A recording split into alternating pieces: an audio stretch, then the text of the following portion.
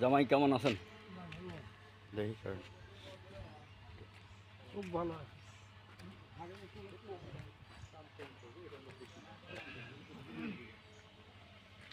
এ ভাই, সাংবাদিক ভাই, হ্যাঁ, ভাত খান আপনি? না না না, আপনাদের ইয়া কোন জায়গা ভাই, একটু কথা কই। আমার না তো, কার?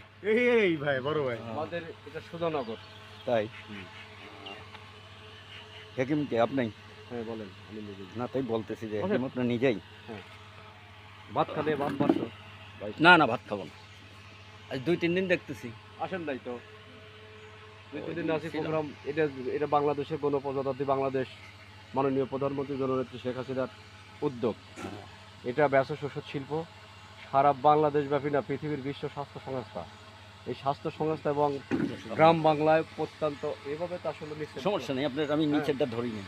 গ্রাম বাংলা প্রত্যন্ত অঞ্চলে বাংলাদেশের দৌড়গোড়ায় পৌঁছে দেওয়ার লক্ষ্যে প্রতি বর্গ 1 ইঞ্চি জায়গা খালি না রেখে ফলজ বনজ ঔষধি এবং শোভাবর্ধনী এই বৃক্ষগুলো রোপণ করার জন্য উদাত্ত আহ্বান এবং বৃক্ষরোপণ কর্মসূচি, যা প্রাকৃতিক দুর্যোগ এবং পরিবেশ ভারসাম্য রক্ষা।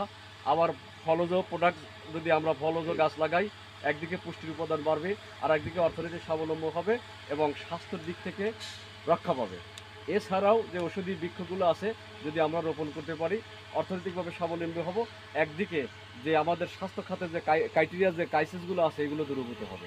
এটা মাননীয় প্রধানমন্ত্রী জননেত্রী শেখ হাসিনার 2016 সালের জাতীয় শিল্পনীতি এবং 2022 সালের শিল্পনীতিকে ব্যবসা ওষুধ শিল্পকে অগ্রাধিকার, কৃষিখাত একটা অগ্রাধিকার খাত তিনি তুলে যাচ্ছে, যা মানব কল্যাণের জন্য, যা মানুষের, সাধারণ মানুষ এবং দরিদ্র দুঃখী মানুষের কল্যাণে কাজ করার জন্য, মানব সেবায় নিয়ে। ধন্যবাদ আপনাদের।